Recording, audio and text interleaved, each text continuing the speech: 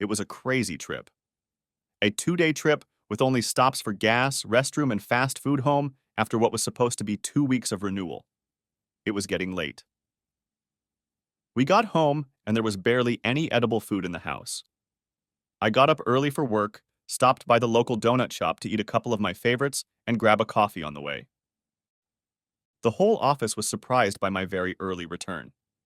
There was no time for a full lunch, so I ate a package of cheese crackers and a soda at my desk. Met with the boss and got my ass kicked for someone else's mistake. Got home in time to see my wife, Lori, driving down the street in a rented truck. Her destination is unknown, at least to me. I pulled a protein bar out of the refrigerator that we took with us on the ill-fated trip. The food we had put in it when we left was lying there unused, the ice and ice packs had melted, and everything was warm. The protein bar was soaked with water from the melted ice and was inedible. In the living room, almost all of the things she had before the wedding were gone. I went to the bedroom. The dresser and her childhood dresser were gone too. None of her things were there, and the closet was empty. In the kitchen, on the island, stood 3 dirty coffee cups. Her family's china and crystal were gone. None of this came as a surprise. The purpose of the trip was to try to resolve a few issues that had arisen in our 2-year marriage. Honestly, we only had one big one, but it was the most serious. To cheat or not to cheat, that was the question. My vote was in favor of not cheating. One of the songs the DJ played at our reception was about a fever wedding, and it described us very well. We had only known each other for 6 months before we got married. Can you imagine how many people told us both that it was a huge mistake to get married so early? The short answer: pretty much everyone I knew or was involved with. The same was true for her, but we didn't listen because we were in love and knew everything better than all of them combined. God, what idiots we were. The fever mentioned in the song at the reception ended pretty soon after the priest pronounced us husband and wife. The remnants of the wedding cake hadn't even had time to get stale yet before the problem started. They started with her new boss's son, a college football player who'd been raised to believe he was entitled to whatever he wanted. His father bought the car dealership where my wife worked. There are 6 car dealerships in our town, and after Martin Justin Jr. bought the one Lori worked at, he owned 3 of them. Lori worked there for 4 years and was instrumental in getting my cousin Jeffrey hired at the car dealership. Everyone who knew Jeff loved him and trusted him. He's not the smartest or fastest guy in the world, but cleaning cars was a job he enjoyed and he did it well. He's also not a bad mechanic, but he never had the confidence to work his butt off. He was one of my best men at my wedding, and in addition to being my cousin, I considered him a good friend. After Justin bought the dealership, his son didn't come at first because he was in school, but as the summer wore on, he started coming, and the office, where mostly women worked, became his favorite place to hang out. It wasn't long before Lori's desk became the center of his universe when he was at the dealership. At first, according to Lori, he was a nerd. Then she didn't say anything about him, and I figured he had either stopped or moved on to someone else to annoy. One evening, Jeff was more silent than usual as he and I sat on the porch of Lori and I's rented house. He loved beer, but had a very low tolerance for alcohol, so I always had a beer nearby for him. If he knew the difference, he never said anything. Don't misunderstand. He's not a dumbass. He just can't get the gist of things quickly, but when he learns something, anything, he never forgets, and he's very loyal to his friends, especially me. So we sat on the porch. He said nothing and hardly touched his drink. I often noticed him looking at me. Okay, Jeff. What's up? Roger likes Lori. Roger was Justin's son.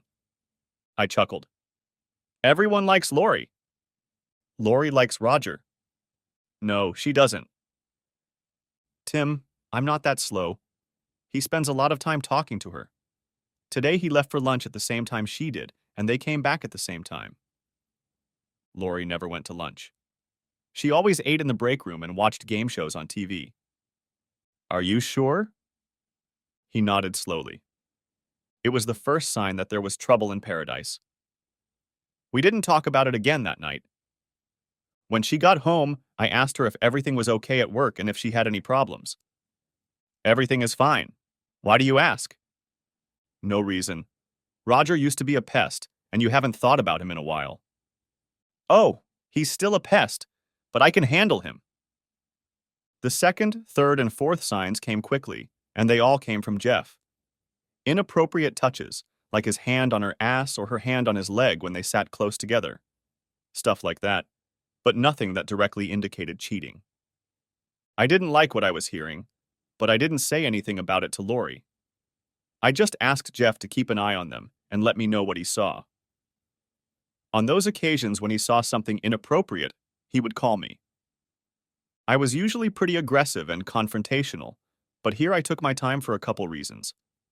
First, I didn't want to think about her doing something inappropriate, like cheating, but I also didn't want to hear all the "I told you so" I would get from everyone I knew if she did cheat. At one afternoon, he called to say that Lori and Jeff were in Jeff's dad's office kissing. The kiss went over the top. That evening, I talked to her about it. She denied it at first, but finally admitted that she and Roger had played around and kissed a bit, but nothing serious happened. Is anything serious supposed to happen? I asked. Of course not, she replied. I made it unequivocally clear that I would not tolerate any more playing and kissing, and that adultery would certainly lead to divorce. We can get divorced as quickly as we got married, and I won't delay divorce if you ever sleep with anyone else. Although I never told her how I knew about her and Roger, Jeff was fired the next day. It wasn't hard to guess. Lori and I never discussed his firing, but I commented on how stupid it was to fire someone with a disability. I also mentioned that Jeff and I were going to file an ADA complaint against Justin. No one ever thought Jeff was disabled, just slow, and mentioning filing a complaint was just my excuse. He and I never discussed any of this. The next day, Jeff was taken back to work at one of the other two dealerships that Martin Justin, Jr. owned, but the employees where he originally worked protested so much that he was put back where he was. It was an interesting exercise in human relations. Virtually all the employees at the dealership stood up for Jeff. After our conversation and my statement that a divorce could be obtained quickly, Lori and I had several conversations about appropriate behavior for married people. First and foremost, it was about not allowing yourself to get into situations that are not approved by your spouse. For example, while having dinner alone with a member of the opposite sex who is not a family member may be perfectly innocent, his or her appearance can cause rumors, especially in a small town. Once rumors begin to spread, they can no longer be controlled, and a good reputation can quickly go south. After that conversation, we decided to take a vacation and try to recapture some of the magic, some of the fever referred to in the song at our reception. We planned the trip, got some time off, packed our bags, and off we went. It took us 2 full days to drive. The first few hours of the trip were pleasant enough, but then, we weren't even 4 hours into the trip when her phone rang. She looked at it, but didn't answer it. She did, however, turn the ringer off. Less than an hour later, she got another call. She held the phone in her hand and it vibrated. Feeling the vibration, she jumped up nervously. She looked at it but didn't answer, and a few minutes later asked if we could stop to go to the bathroom. We stopped at a large truck stop. I pulled up to the pump and she hopped out and went inside. I usually don't like thoughtless drivers who fill up the tank and then leave the car parked at the pump, while they themselves go to the store or use the restroom. This usually means that other drivers have to wait for them to fill up. Things go much more smoothly if you park your car after refueling and then go inside. But heck, those are just my complaints. I was the most careless person that time. As she hurried inside, I followed her. She didn't look back once, and as soon as she was outside the door, she was on the phone. I told you I'd call you when I had a chance. There was a pause. Damn it, Roger, I'm serious. I'll call you when I get back. Another pause. Roger, don't. She looked at her phone, then looked around. I ducked under a long shelf of appetizers and waited a few seconds before lifting my head to see if she was still there. She was standing with her back to me when I heard her words. You son of a bitch. Don't ever hang up on me again. Apparently, the son of a bitch did hang up because she looked at her obviously discharged cell phone again. This time, she didn't look around. She just tried to call him, but he wouldn't answer. She was looking at her phone when I walked over and stood in front of her. Is everything okay? I asked. Yeah, everything's fine. She looked at me. I have to go to the bathroom, she said, and hurried away.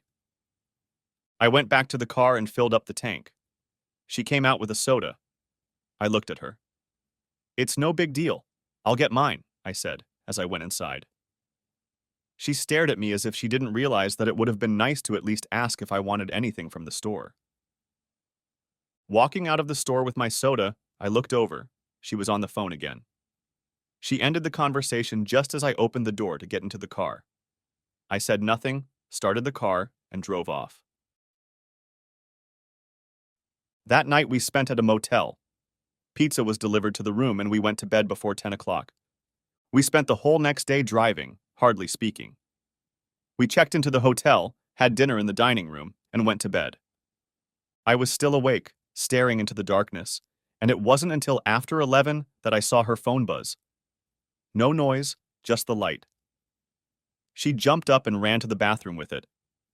I slowly got up and stood behind the closed bathroom door, trying to hear, but I couldn't. Please don't, were the only two words I understood. The conversation continued for another couple minutes as I stood there trying to make out what she was saying, but I couldn't. I was still standing still when she opened the door. She screamed. I had scared the shit out of her. What are you doing in there? She asked when she realized who it was. I was just wondering what you were doing in there. I pointed to the bathroom. Nothing, just going to the bathroom. And you needed your phone for that? Yeah, I used its light so I wouldn't hit anything. She tried to step around me. You forgot to flush. Oh, yes. She went back and flushed. Who were you talking to? What? Who were you talking to? No one. Why? I knew she was lying, and she knew I knew. I'm going to bed. In the morning, tell me who you talked to and what you talked about, or we're going home. We went on this trip to try to figure things out, but it takes both of us. Secrets don't bode well if that's our plan. I headed to bed where I fell asleep just before dawn. She was sitting on the couch in the room when I woke up about an hour after I fell asleep. I pulled myself up, put a couple pillows under me and looked at her. She answered me. That was Roger. What did he mean? He wants me to sleep with him. I thought for a moment before answering. Again? I asked. She hesitated before nodding. It was a shot in the dark on my part. I had no reason to believe that they had actually slept together. Honestly, I was dumbfounded by her admission. How many times have you slept with him so far? 2. Why? I'm not sure. The first time I think it was out of curiosity. And the second? He said if I didn't do it, he'd tell you. And he's threatening again. Yes. I knew what my reaction would be. I'd never let her know that cheating was okay. What's more, I'd told her explicitly what would happen if she cheated, and I expected no less from her if I cheated. You know that this will lead to the end of our marriage, don't you? Tears appeared in her eyes and she nodded again. I got up and went to the bathroom. Regardless of what's going on around you, when the urge to pee arises, you pee. After rinsing off the water and washing my hands, I brushed my teeth, washed my face, put the toothbrush and toothpaste back in the shaving kit, and opened the door. I'm on my way home. You can either come with me or wait for him to pick you up. It only took a few minutes to pack up and leave the room. I checked us in, we got in the car and began the long drive, with stops only for gas, restroom, and fast food mentioned earlier. This trip should have been an opportunity for her to apologize, beg for forgiveness, or plead for a second chance. But she did none of those things. Furthermore, we didn't speak the entire time. When we stopped, she bought her own food and I bought mine. If she needed to stop to use the restroom, she never once mentioned it. When we stopped, she was always the first one back in the car. At home, my first day of work was over. The house had been cleared of everything that belonged to Lori, and I hadn't eaten anything good in days. We had never used the only meal delivery service in town, but I figured now would be a good time to start. I went to their website, opened an account, and ordered my food.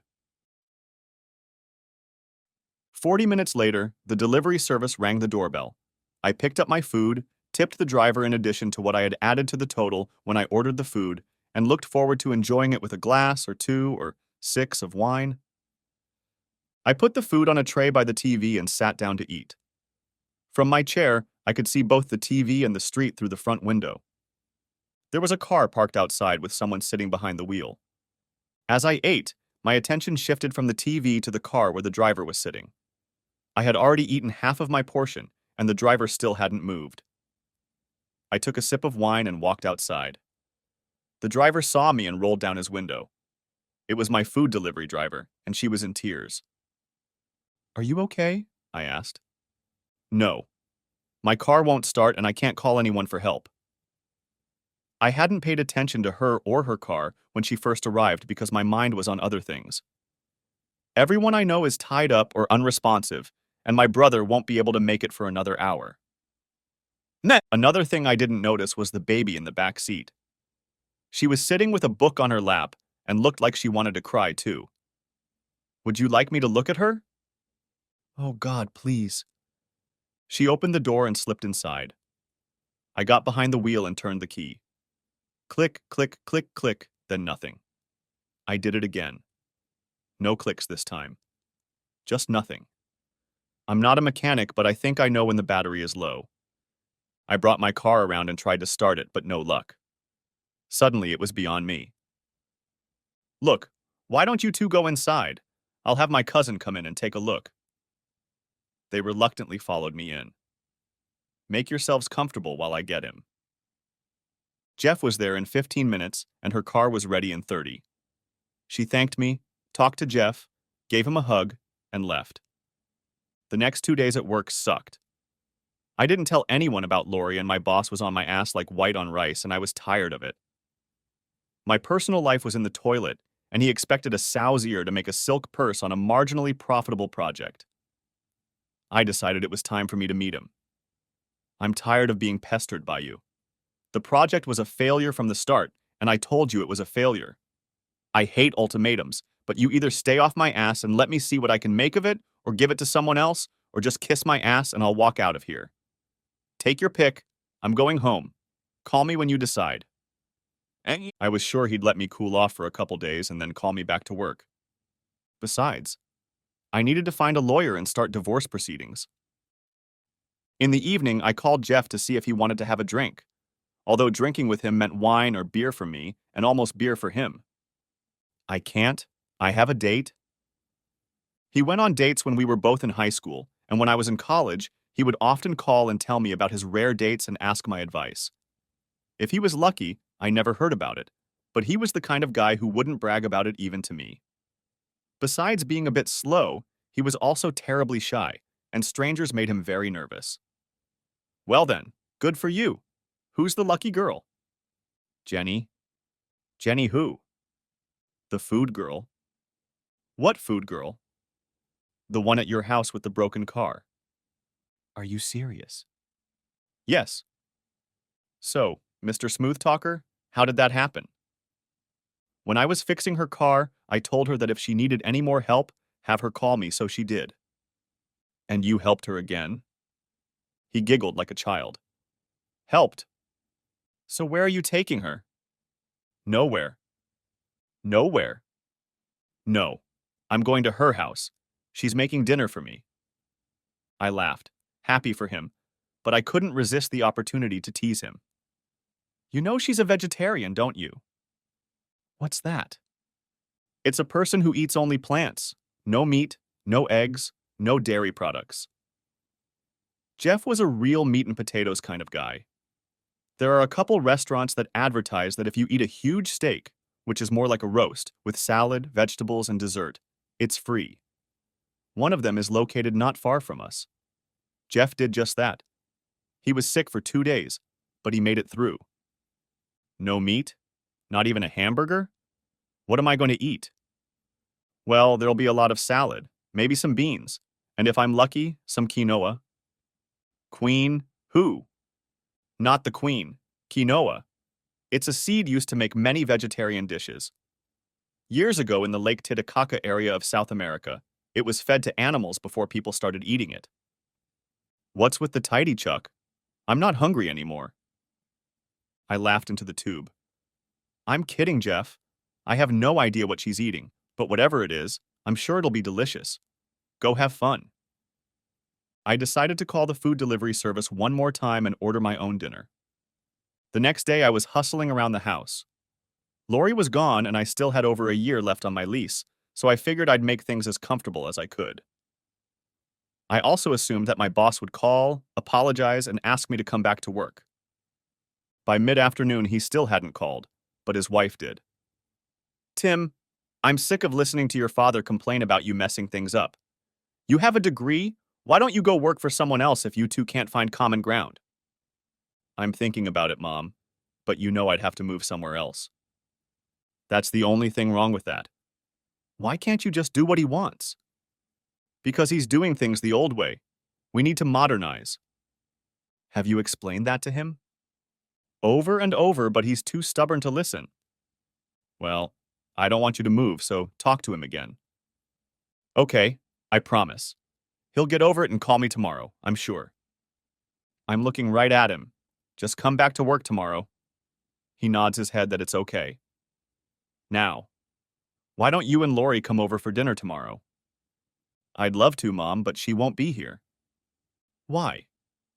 I had been putting off telling her, but decided it was time. I started to tell her, and she started to relay it to my dad until he told her to put it on speakerphone.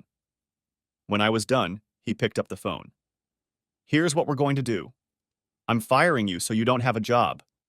When it goes to court, you'll have no income and you won't have to pay her alimony. You'll get a job after the divorce. I told you she was worthless, and she proved it. You'll be better off without her, my mother added. Thank you both, but I'll take care of it. I'll see you at the office, Dad. Mom, I'll see you tomorrow at dinner. All the next day, I tried to explain why and how I thought the change would help the company. But my father was more interested in hearing about Lori and telling me, I told you so.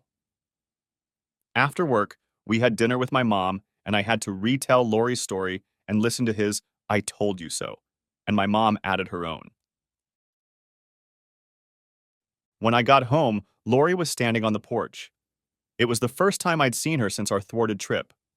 I could see her in the light of the porch light. I pulled into the garage, and from there, I went into the house. As I went to the switch by the front door, turned off the porch light, and then went to take a shower, the doorbell rang. When I was done, she was gone. Finding a lawyer was easy.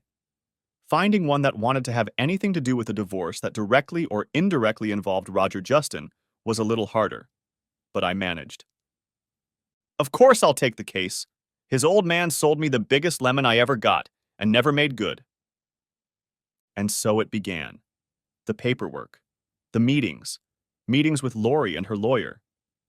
In all that time, I never once spoke to her directly, and other than a visit to the house the night I ignored her, she showed no interest in talking, and I didn't want to talk at all. She cheated, so from my perspective, the conversation was useless. According to Jeff, Lori had moved on to one of the other dealerships, and Roger rarely showed up there. There was talk that Roger had dumped her and gone to someone more deserving. Meanwhile, Jeff and Jenny got along fine, and Jenny's daughter thought he was wonderful. He divided his free time between her house and mine and was happier than I'd ever seen him. The more he talked about his relationship with Jenny, the more I realized that the only personal relationship I'd had in the last few weeks was with my hand. I walked home from work, occasionally stopping by the lawyer's office, the grocery store, or my parents' house. Dad got his dose of I told you so, and even made a couple attempts to understand my ideas for improving the company.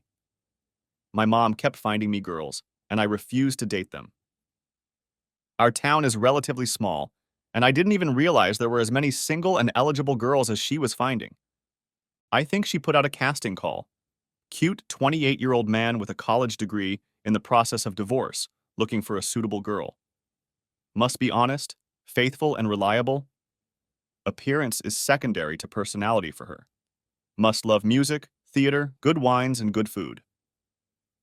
I stopped returning her calls after the 5th date she set me up and told my father that the first time he mentioned setting me up on a date, I had moved to Houston.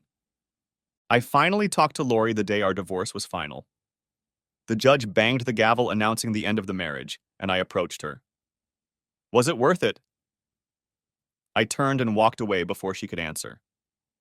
Jeff used to clean my car, but stopped because he was too busy cleaning Jenny's car, and one Saturday I was washing it. He pulled into the driveway with Jenny and her daughter Sophie. Sophie was about 7 or 8 years old. They were going to the mall and asked if I wanted to go with them. I dipped a sponge in a bucket of water, wiped my hands, and said, "Let's go." When I'm so bored that I go to the mall to walk around, just to have something to do, I've reached the bottom of the barrel. But that's exactly what I did.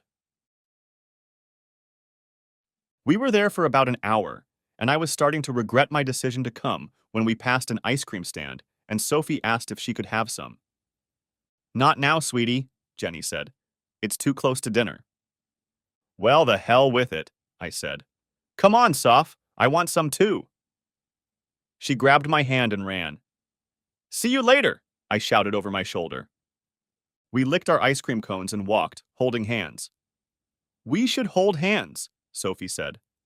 "Mom told me she doesn't want to get lost when there are a lot of people around, so I have to hold her hand. I don't want you to get lost, so I have to hold your hand too." That's a good idea. We'd been walking for a few minutes now, and when she wasn't licking her ice cream cone, she was chatting away. Suddenly, I felt myself being thrown to the ground, and I passed out, hitting my head on the floor. When I came to, I was handcuffed, surrounded by police officers and an angry mob.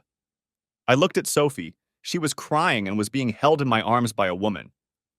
"What the hell?" "Just shut up, you slimeball. We'll get to you in a minute." "It's okay, Sophie," I heard the woman say. "He can't hurt you now." "He didn't hurt me. He bought me ice cream." "I know, baby. Bad men do that sometimes." "He's not a bad man, Aunt Louise. Where's my mom?" "I called her. She's on her way." "Is Tim hurt?" "Who's Tim?" "Him," she said, pointing at me. And every time I tried to speak, the police officer ordered me to shut up. "Do you know him?" "Yes. He's Jeff's cousin. We're here to do some shopping." "Oh my God," Aunt Louise said, then turned to one of the policemen. "I think I've made a mistake." "Jesus, lady, don't tell me that." He looked at the crowd. "We better get him out of here before this crowd rips him to shreds." He grabbed my hand. "Let's go." Some of the crowd followed us into the security office. I heard words like, "Castrate the bastard," and "Let us take him away." I was getting scared, and every time I started to say something, one cop or another would tell me to be quiet, that I would have a chance to talk later. They took me into a room, searched me, emptied my pockets, and still had me handcuffed.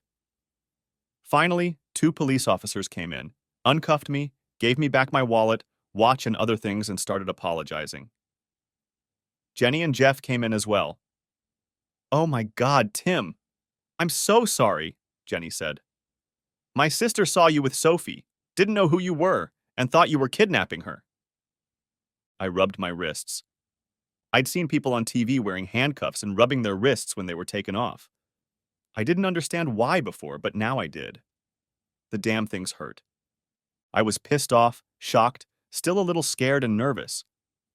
Jeff kept asking if I was okay, Jenny kept apologizing, and Sophie was clinging to Jenny as hard as she could. I looked at one of the officers. "Can I go now?" "Yes, sir.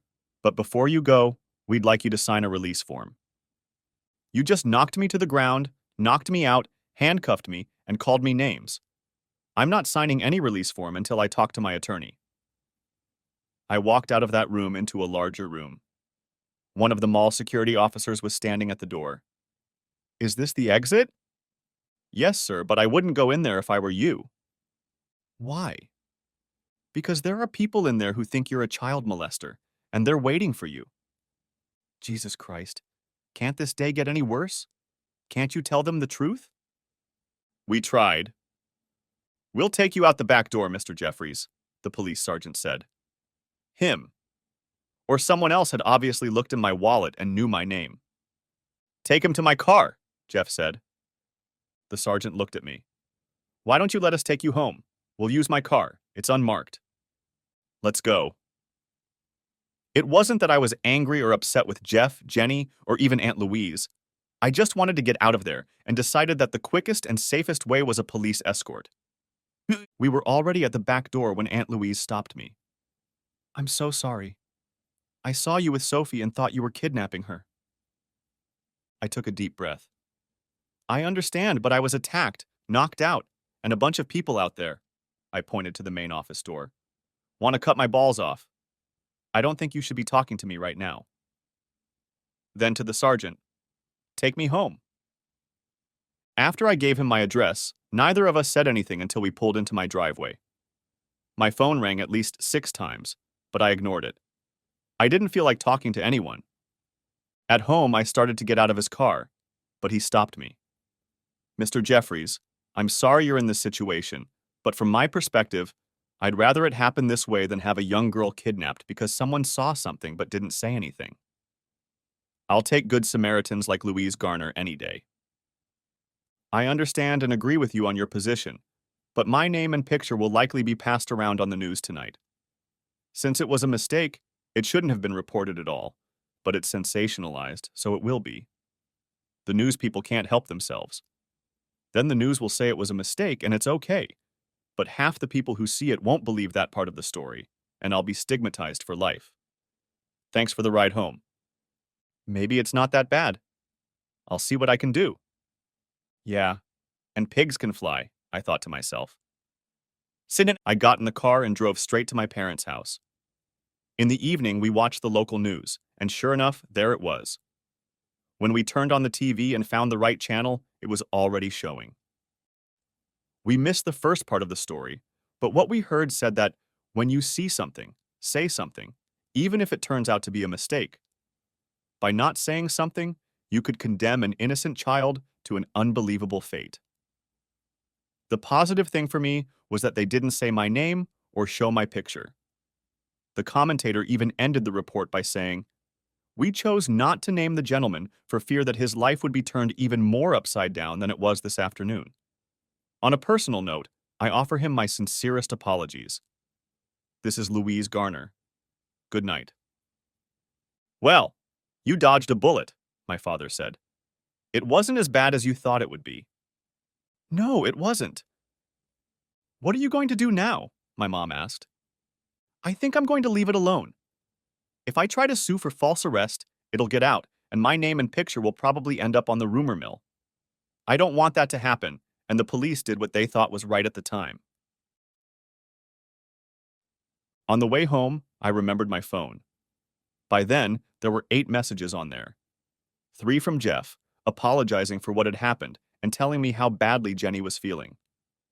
Judging by the caller ID, the others were from the city police and the local TV station.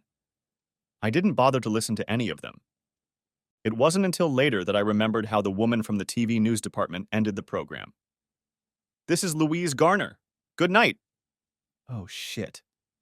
And what did the police sergeant say to me? I'll take good Samaritans like Louise Garner any day. Well, kiss my ass. I didn't get a good look at her at the mall, so I didn't recognize her on TV.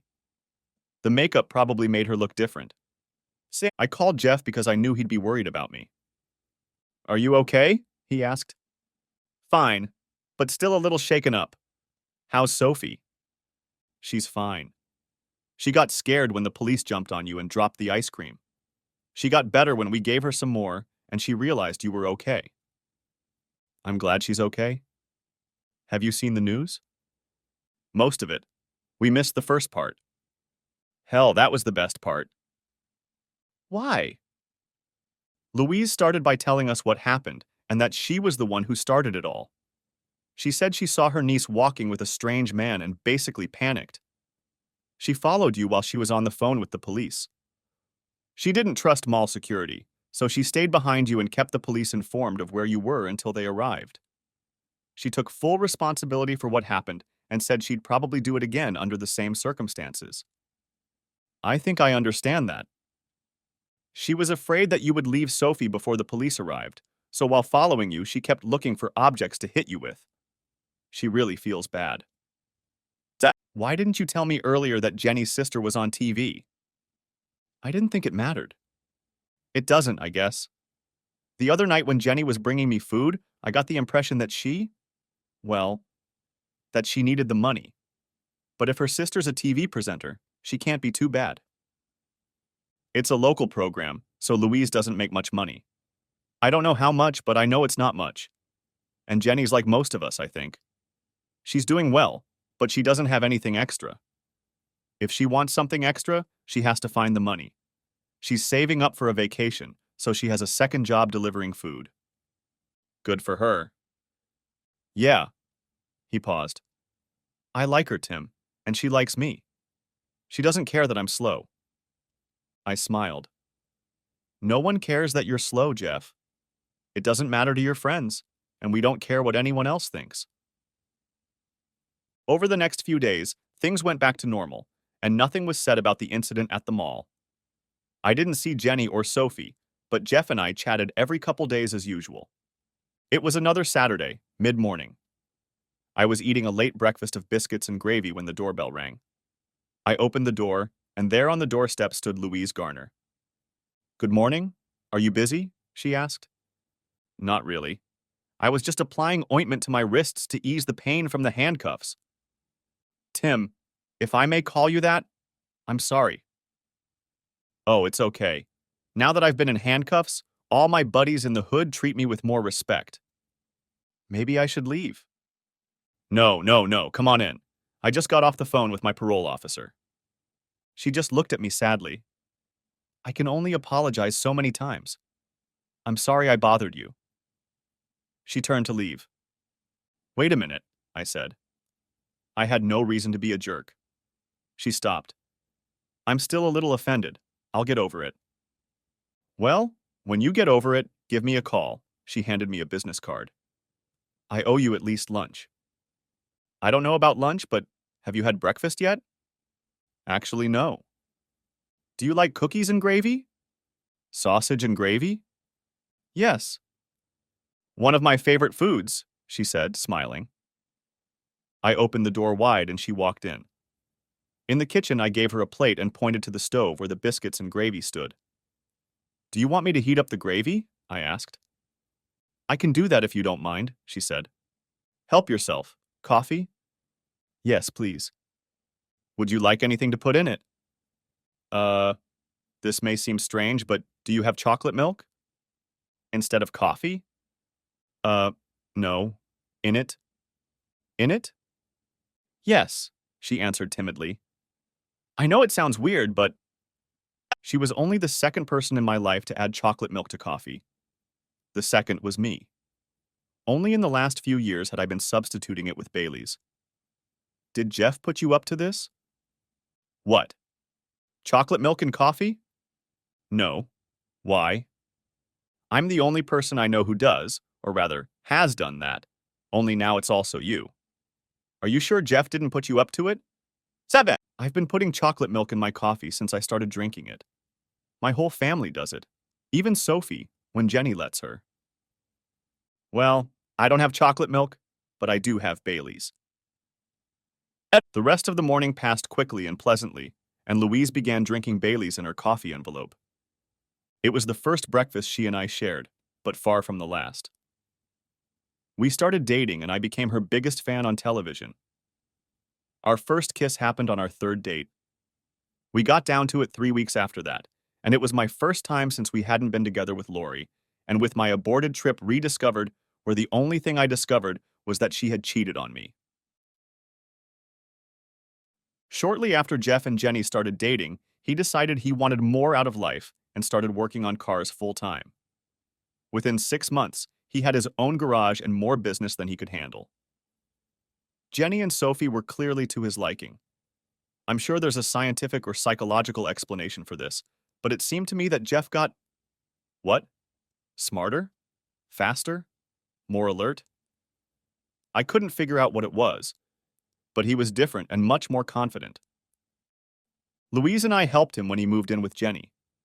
Sophie became his shadow and went everywhere he went. I saw them holding hands and told her that she wasn't letting him get lost. No, we don't let each other get lost. I couldn't think of anything nicer she could say about him. A year after the divorce, I found out that Lori was getting married again, but not to Roger Justin. She was marrying some poor guy who worked for the city sanitation department. They'd known each other for 5 months. I mentally wished him luck. I figured he would need it. I had long ago realized that I didn't hate her or even dislike her. We were both to blame for getting married so early. Of course, the infidelity was entirely her fault. Life had been good for almost 2 years. Jeff and Jenny planned their wedding. Louise was the maid of honor, and I was the best man. Their parents divorced when Louise, the youngest of the siblings, was 4 years old. Their brother was to walk Jenny down the aisle. The lease on my house expired and I moved in with Louise. Marriage was never discussed, and we were both perfectly happy that even in the midst of Jeff and Jenny's wedding plans, there was no talk of our wedding. There is a publication that lists vacancies on radio and television stations across the country. Unbeknownst to Louise, the guy who hosted her news program had collected some of her old videos and sent them out to much larger markets than our little neighborhood. He liked her work and wanted to help her promote herself. One day, she got a call from a television station in Houston. The news director had seen some spots and asked her to send more. Eventually, he asked her to come to Houston for a talk. She was thrilled, and we talked about it. It was a dream come true for her, and we decided she should go. Then, after the interview, she told me that one of the videos he saw that made him want her was the one where she thought I was kidnapping Sophie. The conversation went well. They gave her an on-camera audition and told her they would call her. They did. 2 weeks later and offered her a job. The decision to take the job was a foregone conclusion as far as I was concerned. It was a huge step towards a possible national gig, which is of course what every TV host aspires to. My hard-headed father was finally persuaded to do a couple things my way, and the change paid off. Our business grew slowly but surely, and I was happy to help him. He was happy, I was happy, our employees were more than happy, and profits were very high. Moving to Houston was not a viable option for me. Houston was a 4-hour drive away, but Louise and I decided we could endure the distance and preserve our relationship. And we did. For 6 months. Then trips to each other's houses and phone calls became less and less frequent. We couldn't watch it on TV because our cable provider didn't provide that option. I could watch it online and often did. She only worked there for 3 months and was moved from the newsroom to a daily talk show where she and her co-host chatted with guests and the studio audience about everything in the world. They also attended virtually every charity event in the broadcast area. Their photos would occasionally appear in the newspaper and on the website, and it seemed like she was having the time of her life. Oddly enough, so was I. The tasks of a growing business suited me perfectly, and I was spending less and less time doing what Louise was doing. The downside, of course, was that I was sleeping alone. At least I was. I didn't realize she was sleeping with her handsome coworker or anyone else, but since Lori was my only reference point, the thought of it never left me. One Wednesday morning, I drove to Houston to surprise her. I told my dad I was taking the rest of the week off and going to see her. "Does it have to be this week?" he asked. "It's been quite a while, and I think she and I need to talk." "I'd rather you wait." "I can't." Right after we talked, Jeff called and said he needed help in the afternoon and asked when I could be there. "I'm going to Houston. I'll be back on Sunday." "That will be too late." "What's so important that it can't wait?" I asked. "It's something for Jenny." "Jeff, I'm sorry, but I can't. I'm leaving for Houston." Their show aired live every morning. In the afternoon, they would research their guests and plan the next day's show. They didn't just come in, do an hour-long show, and go home. They spend all day researching and developing the program. I got to her apartment just after noon. I decided to wait for her there, but found that my key no longer worked. I rang the bell, but there was no answer. I went to the manager's office and asked for a new key.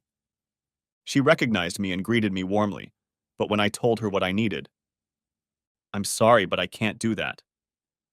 "Why?" "We have a new policy that only the tenant can authorize the issuance of keys or admission to the premises, and they must physically sign for the keys." "But you know me." "Yes, sir, I do, but rules are rules." "Let me ask a question." "Okay. Would it make a difference if I was her husband?" "That depends on who signed the lease. Only the tenant can authorize it. Period." Leaving her office and walking through the parking garage, I headed for my car. Her reserved spot was empty. I called her from the car. Without answering, I left a message for her to call me. She did call, just a few minutes later. "Hi, honey," she said when I answered. "Hi. How are you doing?" Same old, same old. What's up?" "I was thinking of coming up for the weekend." "That would be great. I have to finish the project we're working on by Friday."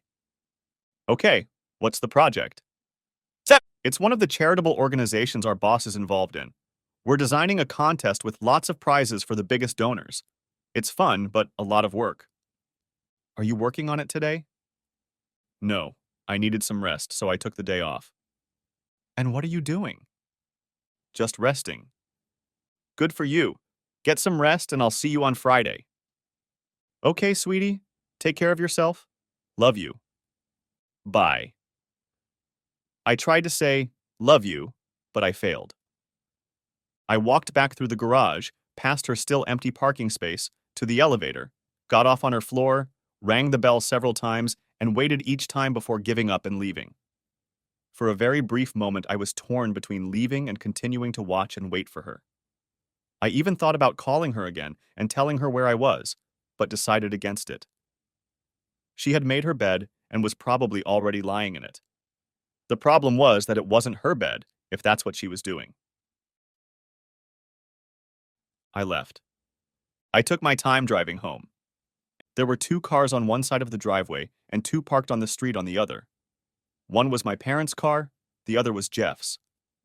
I wasn't in the mood for company, and since they thought I'd be gone for the rest of the week, I wondered why they were even here. I pulled up to the house and used the remote to open the garage door. Louise's car was parked in the garage. I got out of the car, and the door to the kitchen was opened by Jeff.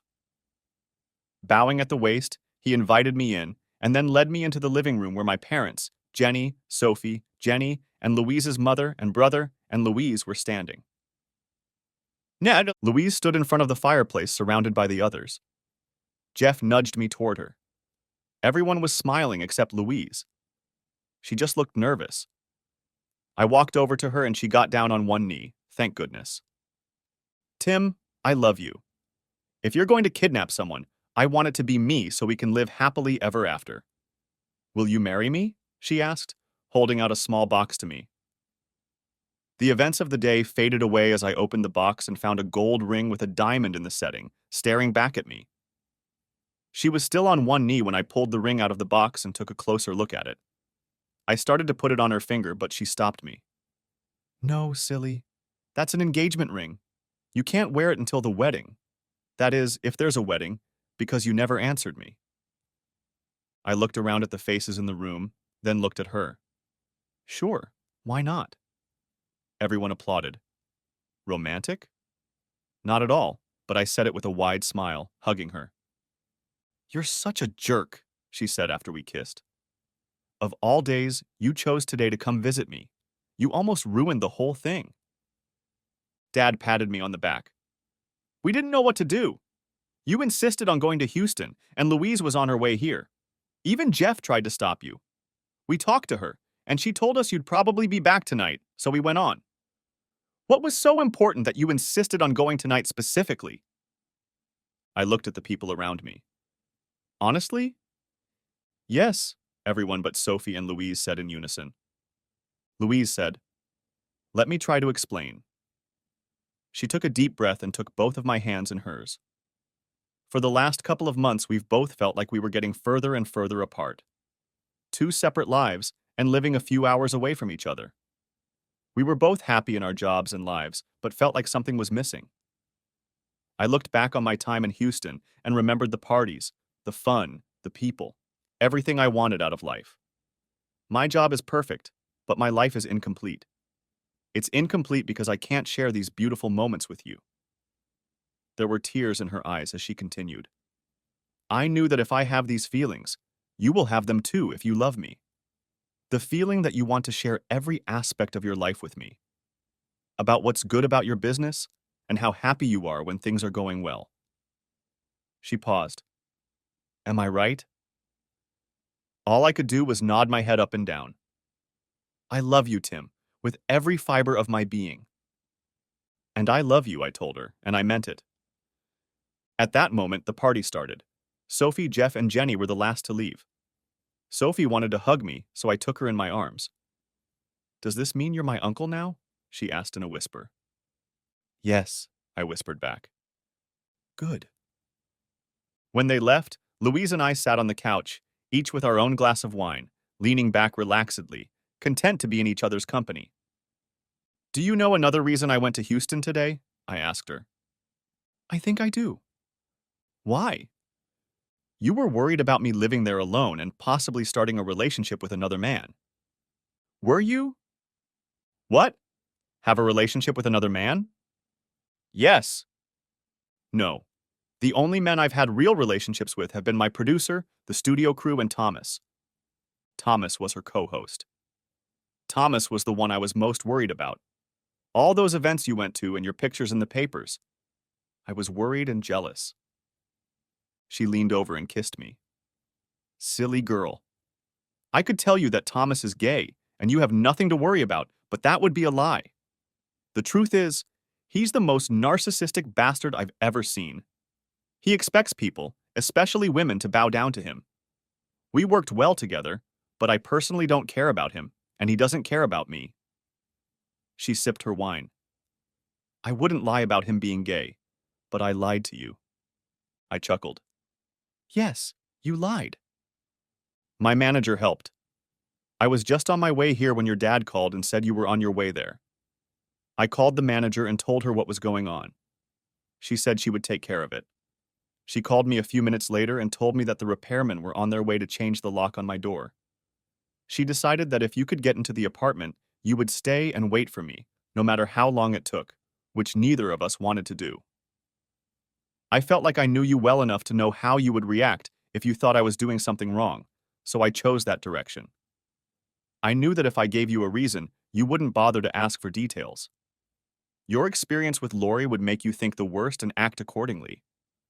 I'm sorry I misled you, but I knew it would lead you back here, to where I wanted to propose to you in front of your family. Do you forgive me? It was unmistakable. Of course I forgive you, and I'm sorry I agreed so clumsily. I was in shock. She laughed. We all wanted you to be shocked. Well, I was. I leaned over and kissed her. I loved this woman, and then I took another sip of wine. What time are you leaving back to Houston? It was a 4-hour drive and she had a show, so she usually left in the middle of the night. I'd forgotten about her show that day. Or are you driving back tonight? I asked. I didn't want to waste any more time. I wanted to get her into bed. And soon. Well, she stammered, let's talk about it. Tonight's show was taped on Monday. The shows for tomorrow and Friday were taped yesterday. Friday's show will announce that it will be my last show because I want to go home to be with my future husband. I sat back and looked at her. That's okay, right? Of course it's okay. It's better than okay. It's great. But won't you miss it? Yes, but I miss you more. And I was hoping to convince my old station to let me create a show featuring local heroes, talents, events, and people. It should last until... Until what? Until the baby comes. And then we'll see. I took a sip of wine. She sat back and looked at me. Did you hear what I just said? Yes. I just didn't know Jenny was pregnant. She shook her head. She's not pregnant, Goose. I am pregnant. Oh. I managed not to drop my glass as I set it on the table and grabbed hers. Our life is beautiful. Louise is back at her old station and is hosting the same show she did in Houston, just without a co-host. Our daughter Danielle is great. My dad's business and my business are doing well, and Sophie can't wait to be able to walk Danielle and hold her hand so she doesn't get lost. The end. Thanks for watching. I hope you enjoyed it. So subscribe to my channel and watch the next video.